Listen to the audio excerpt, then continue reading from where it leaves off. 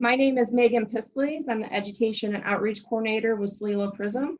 I will be facilitating today's webinar. Feel free to ask questions in the dialog box and we'll address them as we go.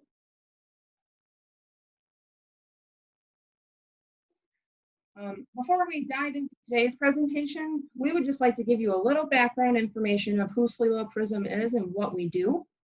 The St. Lawrence Eastern Lake Ontario Partnership for Regional Invasive Species Management, or SLELO PRISM for short, is one of 8 PRISMs that span the state of New York. Creating a network of partnerships is an integrative approach to invasive species management. The PRISM network stemmed from recommendations of the New York State Invasive Species Task Force in 2005 and became fully established in 2013.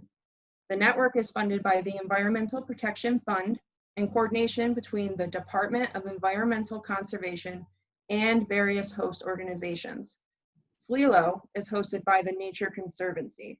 Our region encompasses over 7,000 square miles of land in the counties of Oneida, Oswego, Jefferson, Lewis, and St. Lawrence, as well as Eastern Lake Ontario, the St. Lawrence River, and other water bodies within and bordering those counties. We collaborate with our partners to protect the lands and waters from the impacts of invasive species. Now, I'd like to introduce our Terrestrial Restoration and Resiliency Coordinator, Robert Smith, who will discuss a program that he has developed to help municipalities enhance the health of their urban forests. Robert? All right, thank you, Megan. Hi, my name is Robert, and I'm the Terrestrial Restoration and Resiliency Coordinator for SLELO PRISM. Today's presentation will discuss a new SLELO PRISM program called the Urban Forest Sustainability Initiative. This program is designed to enhance urban forest health through risk management and techniques that create urban forests that are more resilient to invasive pests, pathogens, and climate change. To avoid any confusion, when I refer to the urban forest, I mean all the trees found in a city, and not just the ones on a sidewalk. This presentation is based on the SLELO PRISM Urban Forest Sustainability Guide, which goes into more detail than time will allow during today's presentation. If you're interested in reading the guide, it can be found on the SLELO PRISM Urban Forest webpage at the web address shown on the slide. This presentation is targeted to both municipal leaders and those who are or want to be involved in their community urban forest program. Any city or village in the SLELO region can benefit from using these urban forest resiliency techniques. During this presentation, I will briefly cover the following topics: benefits of the urban forest sustainability, urban forest preparedness plan, and pocket parks.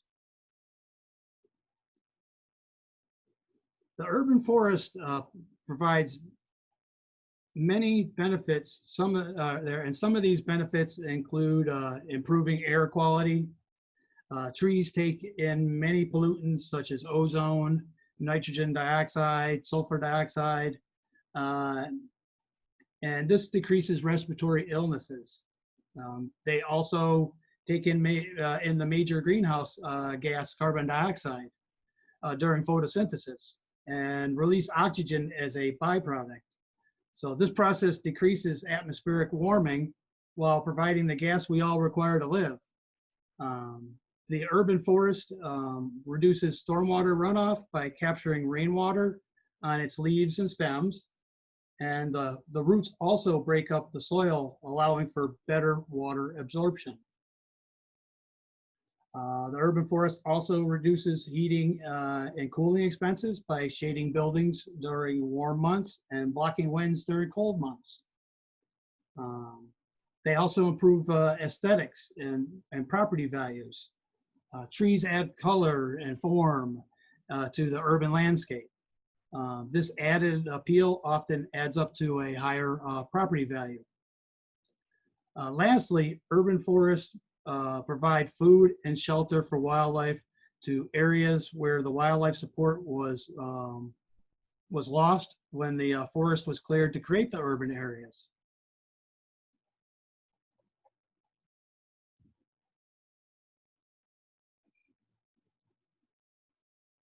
Urban forest sustainability. To retain a sustainable urban forest, certain basic components should be considered. And these are establish a tree ordinance and tree board. These provide the legal authority for communities to conduct forestry programs and guide the management of community trees. The urban forest management plan, also known as a tree management plan. This includes conducting a tree inventory, compiling and analyzing tree inventory data, and establishing the work plan and expenses required for pruning, fertilizing, tree planting, and tree removal. Urban Forest Preparedness Plan. The Preparedness Plan is a new addition to urban forest programs and picks up where many tree management plans stop or are incomplete when it comes to urban forest sustainability. The majority of the presentation will discuss this plan. Tree City USA.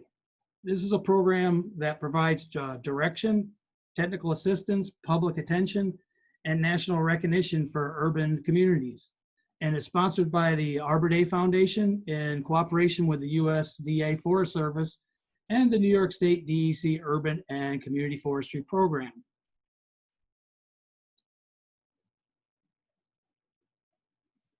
The Relief Program.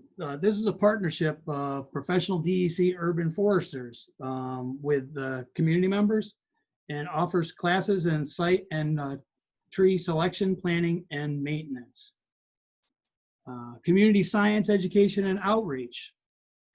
This is where community members get involved with their urban forest program and allows them to contribute their talents and perform urban forest skills that they can acquire through webinars, in-person classes, and field-based workshops.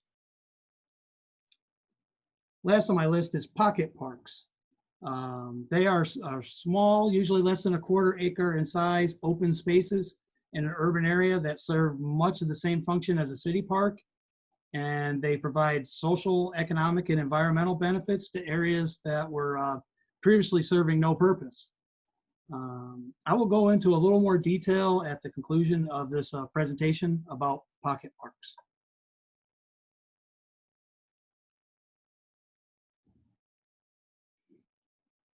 What is an urban forest preparedness plan?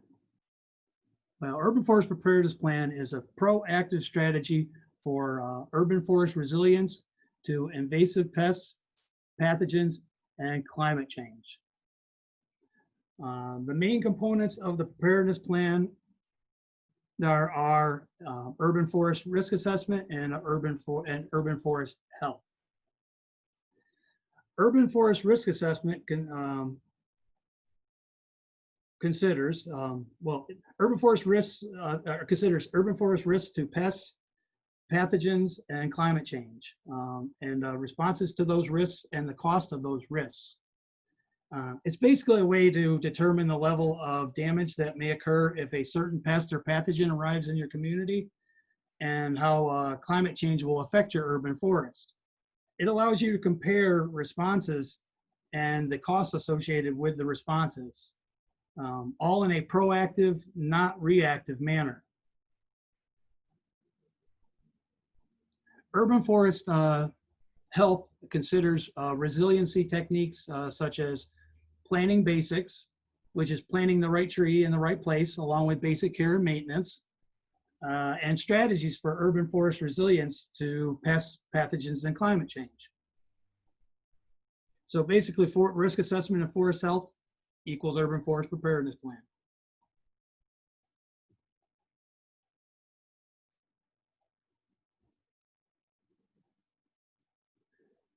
All right, so what are the risks you should consider?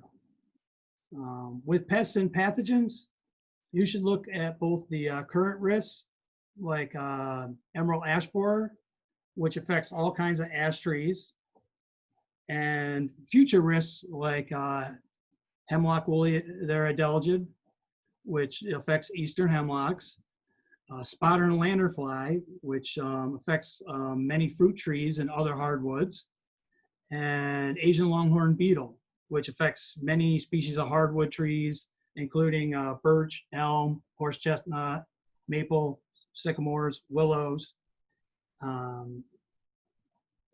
And you always have to be on the lookout for what that next new tree risk is going to be, because this is not the end of it. There's more to follow when it comes to invasive pests and pathogens.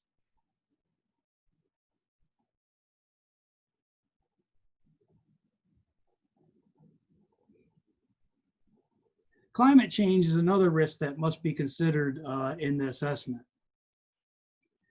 Annual mean temperatures are predicted to increase 3 to 8 degrees by 21, or 3 to 8 degrees in New England and northern New York by 2100. And greater winter precipitation and longer periods of summer droughts are also being predicted. These changing conditions will have a negative impact on some of our northern and boreal tree species. To determine which tree species in your community will do well and which will not, you should look to models like the ones developed by the U.S. Forest Service's Climate Change Atlas that provide a rating for climate change adaptability for each tree species.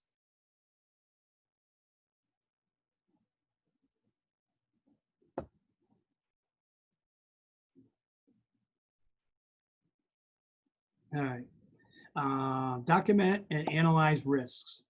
As you are determining your risks for invasive pests, pathogens, and climate change,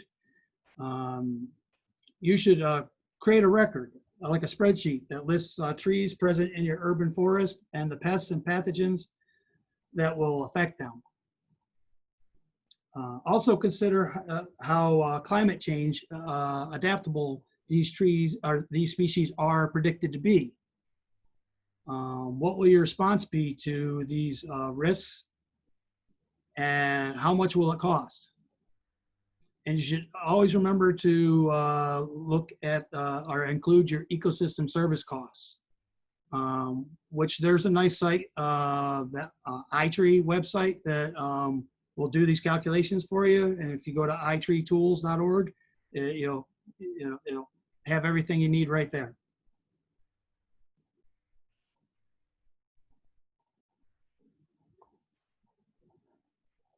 All right, all the results should be summarized, or there should be a summary. You should summarize the results of this analysis in a risk assessment report. This report can be used as an information tool for city officials, and these anticipated costs can be included in your community's annual budget proposal. You know, things like removals, replacements, insecticide treatments.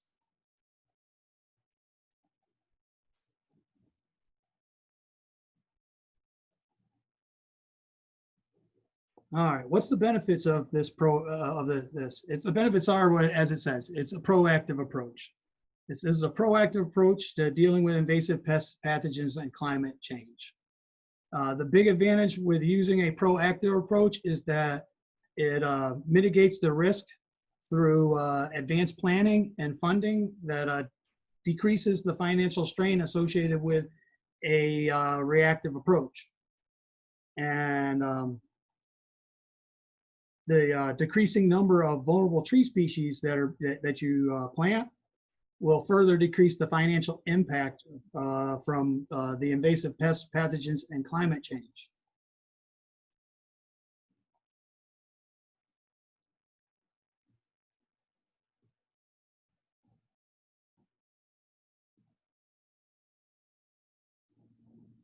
All right, maintaining urban forest health should always start with the basics.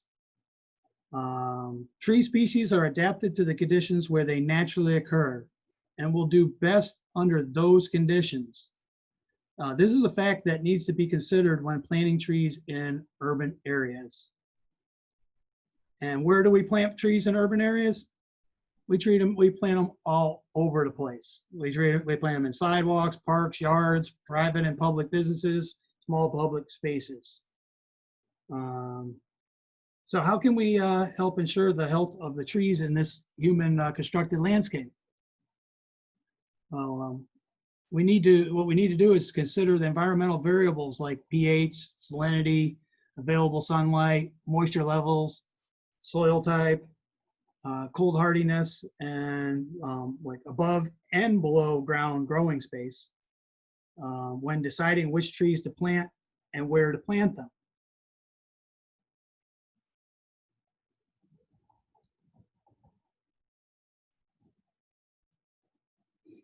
This is what is typically called right tree, right place by urban foresters. And it saves the municipality money and time by preventing the need for unnecessary pruning, for trees that are growing out into the roads, buildings, on power lines. Basically trees that are naturally grow more widely than the space that you're providing them. You're going to have to prune them to keep them out of the roads and off the buildings. But planting the right tree in the right place also helps thereby avoiding unnecessary removals of poor health and dead trees and those trees that are growing outside the urban boundaries.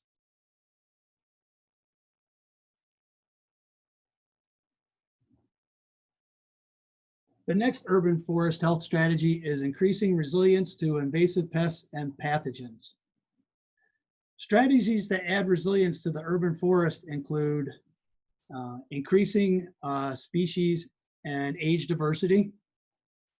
Species diversity decreases the chance for that a single invasive species will seriously damage your forest. For example, if most of your urban forest consisted of ash trees, EAB would cause the loss of most of your urban forest. So more diversity equals more resilience. Age diversity balances the strengths that trees exhibit at different ages or different stages of life and limits the number of aging, more susceptible trees. While older trees are typically more drought tolerant, they may be less resilient to invasive pests and pathogen damage.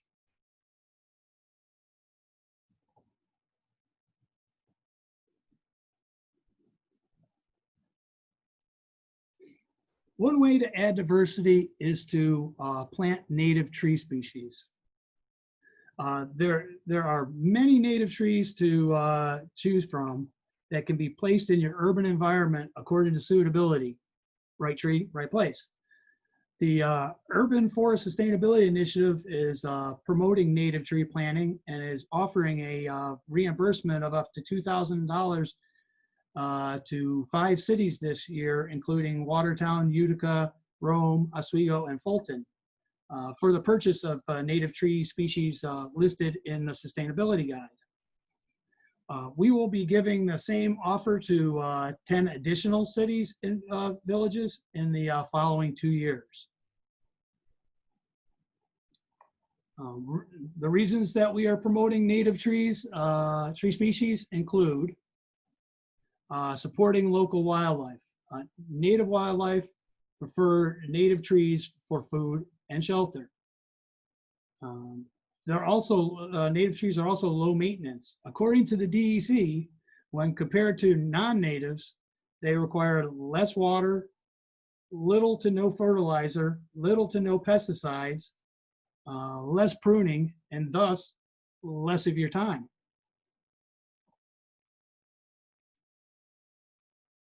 They're also unlikely to be invasive or overly competitive with other native plants. Now, to be clear, this program is not saying you should not plant non-native tree species. It is just promoting greater diversity by considering native tree species. Many non-native trees are not invasive, and are fine to use to add diversity to your urban forest. I do recommend that communities do some research, though, into tree species they're not familiar with before purchasing them, just to ensure that they have not showed invasiveness in other communities.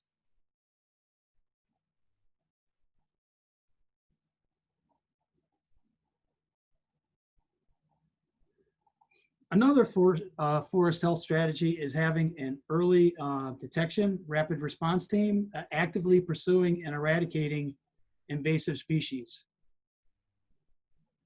The easiest and most cost-effective way of managing invasive pests and pathogens is to catch them early and eradicate them quickly. Eradication methods include applications of insecticide or fungicide, or in some cases, like with oak wilt disease, tree removal is required.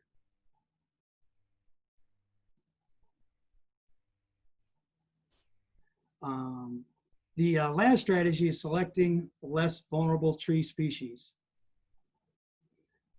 This strategy is about avoiding those species that have current invasive pests and pathogen problems or will likely have problems in the near future. In a study published in Global Ecology and Conservation by Potter et al.,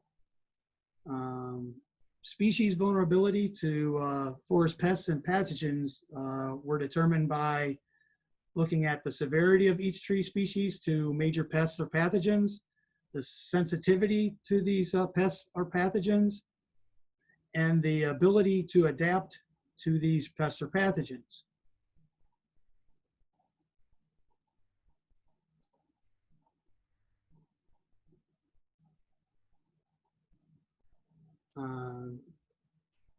This study revealed that New York tree species rated highest for insect and disease vulnerability. In other words, species that should be avoided are ash trees like white ash, green ash, black ash. You know, emerald ash borer being the big problem there. Eastern hemlock with hemlock woolly adelgid. And with butternuts, there's a fungus there that causes what they call butternut canker. And so that's another tree that should be avoided in your, you should avoid planting in your urban forest.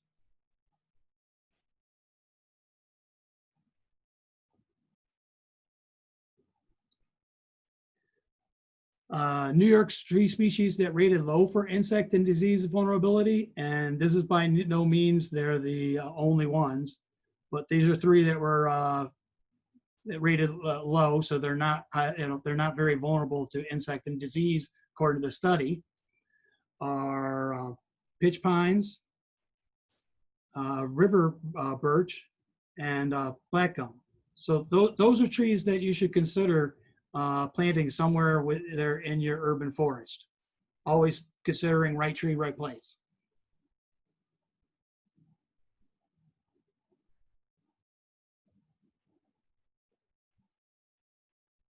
And since research papers can become outdated with new invasive species arrivals, you should always stay up to date with the latest information from the following organizations. The USDA has their National Invasive Species Information Center. And then you have the New York State DEC, and of course, SLELO PRISM. And I've included the web addresses for you.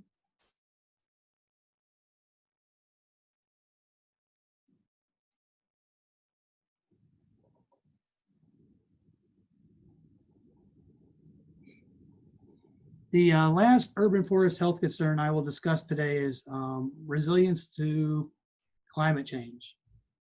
As I mentioned earlier in the presentation, the future climate is predicted to be warmer with greater winter precipitation and longer periods of summer drought.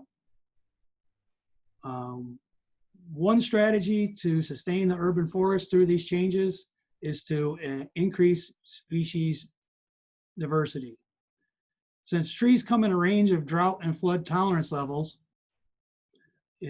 Creating a more diverse forest will minimize the risk of substantial tree canopy and ecosystem service loss by distributing the risk among multiple species.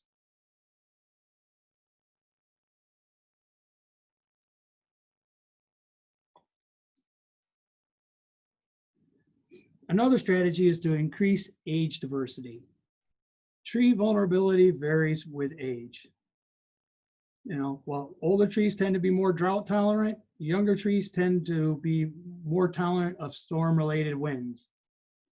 Older trees are also more susceptible to invasive pests and pathogens. So you want to have a mix of age classes. By having a mix of the age classes in your urban forest, you're distributing the risk among those age classes and retaining the benefits related to having an urban forest, your ecosystem services.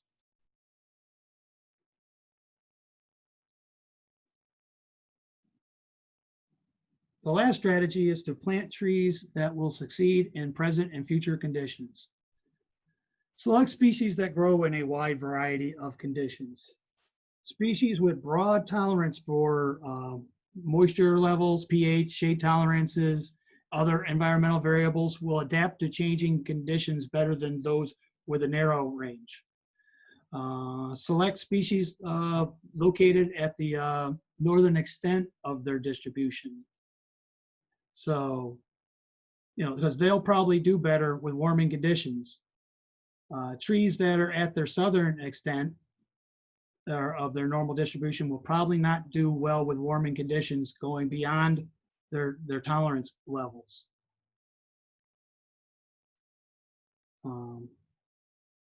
Select species tolerant to the changes predicted to occur at the individual sites. If an area gets a little flooded during storm events, expect more flood conditions in the future. So try planting more flood tolerant species. Droughty sites could get drier for longer periods. Select more drought tolerant tree species at these sites.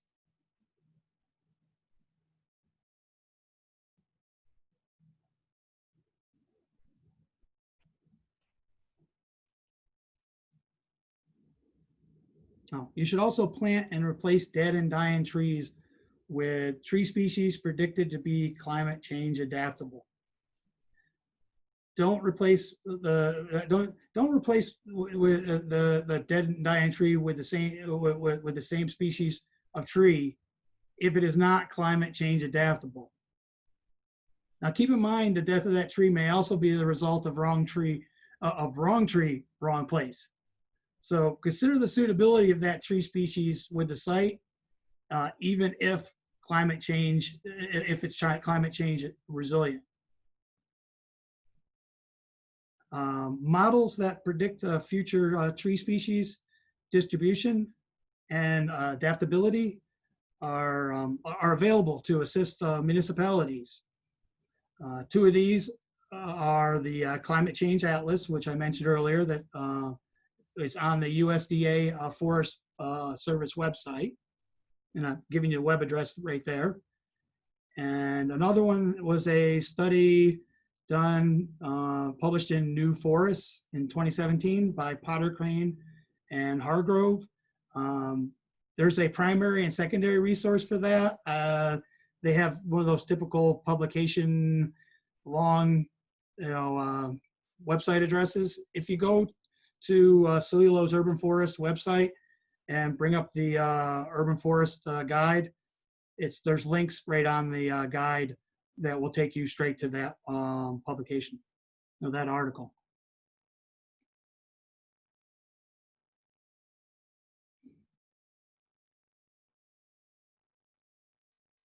Oops. All right, the last area of urban forest sustainability and enhancing the urban forest that I would like to talk about today is the benefits of pocket parks. What is a pocket park?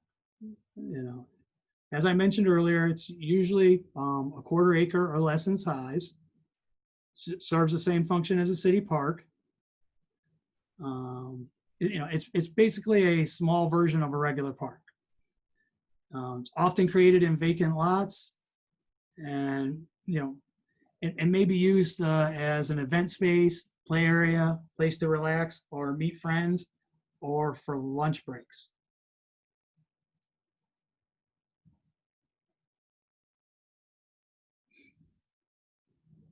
All right, what are the benefits? There are lots and lots of benefits. I won't go through them all individually.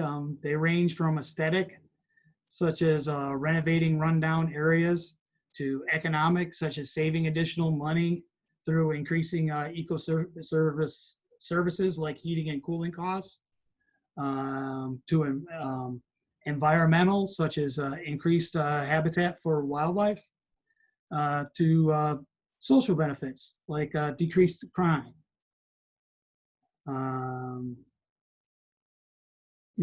Using areas that were serving no purpose as pocket parks also increases the size of your urban forest.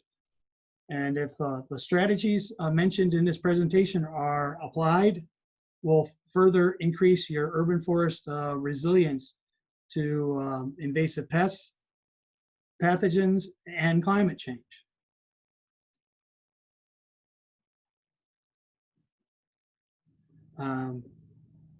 These parks do require community involvement to get established. So I'll let you know right away, and to keep maintained. But I think they're worth considering for any community.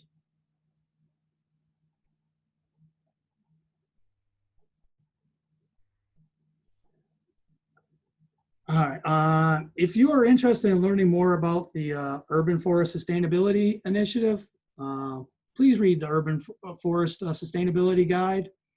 Look for more material arriving soon on the SLELO PRISM's website. And feel free to send me an email at robert.l.smith@tnc.org. Or you can call me at 315-387-3600, extension 7723. I'm currently working from home, so if you call me before they allow me back in my office, you will have to leave a message, and I will, I always check my messages, so I will return your call. As a plug here, if you see on the screen, on the slide, there's an upcoming webinar, Friday, July 17th, taking a virtual urban walk there. So come take a virtual urban walk with us to explore Watertown's Arboretum, learn about what's being done to protect the beautiful trees in the city from invasive tree pests, and how you can help. All right, well, that is the end of my presentation today. Thank you for attending the presentation.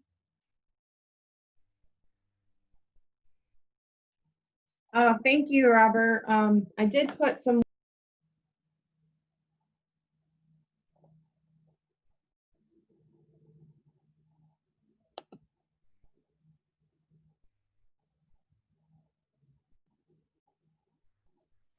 Megan, we cannot hear you.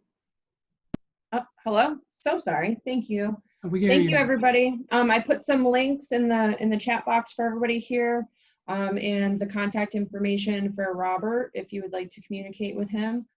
Does anybody have any questions or comments, or you want to share any concerns about enhancing the health of your urban forests?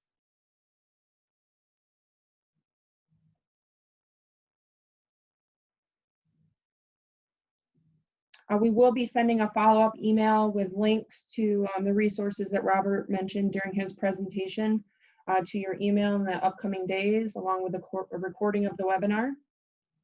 If nobody has any questions, then that will conclude our presentation today. Thank you again for joining us and celebrating Invasive Species Awareness Week. Oh, here's a question. All right. Over what time period can the changes put into place be expected to materialize?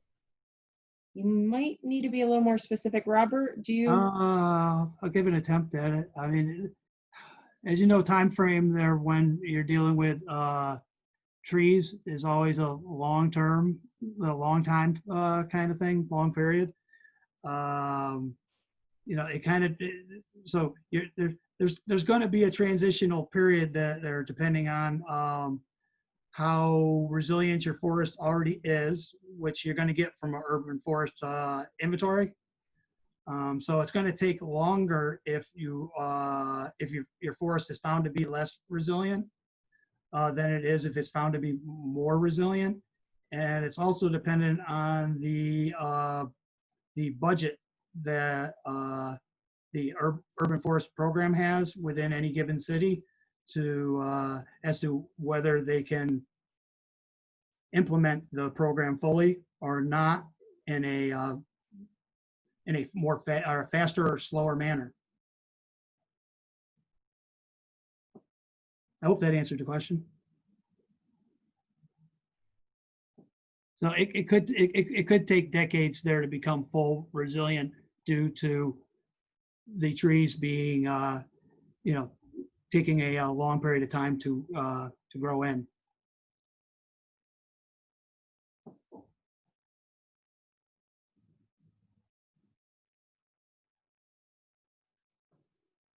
Then what government official agencies should be petitioned to affect these changes? I'm thinking that since many elected officials aren't in office for long enough to see the results of these programs, how do we advocate for them? Yeah. That might be another discussion topic. Yeah, I mean, that's kind of the idea behind having a tree board, that you have a group of people that are there when elected officials go in and out, that's consistently looking towards the future and has been there in the past to keep that continuity going with the program.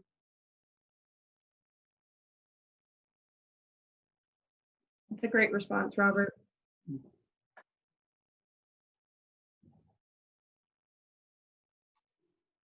Anybody else have anything that they'd want to discuss? How concerned should New York be regarding the amount of Norway maples in the area and concern for Norway maple blight? It really depends on the quantity of Norway maple you have in your urban community. I mean, their Norway maples found to be invasive there, and so it's not a tree I would recommend that is additionally planted. But a lot of people have a lot of Norway maples, and it's something that that only time and financial abilities will be able to make that compositional adjustment to, in their communities.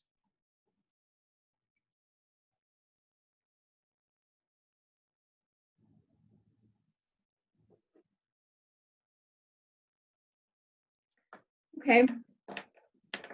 Well, thank you everybody for joining us today. Enjoy the rest of your day and happy Invasive Species Awareness Week.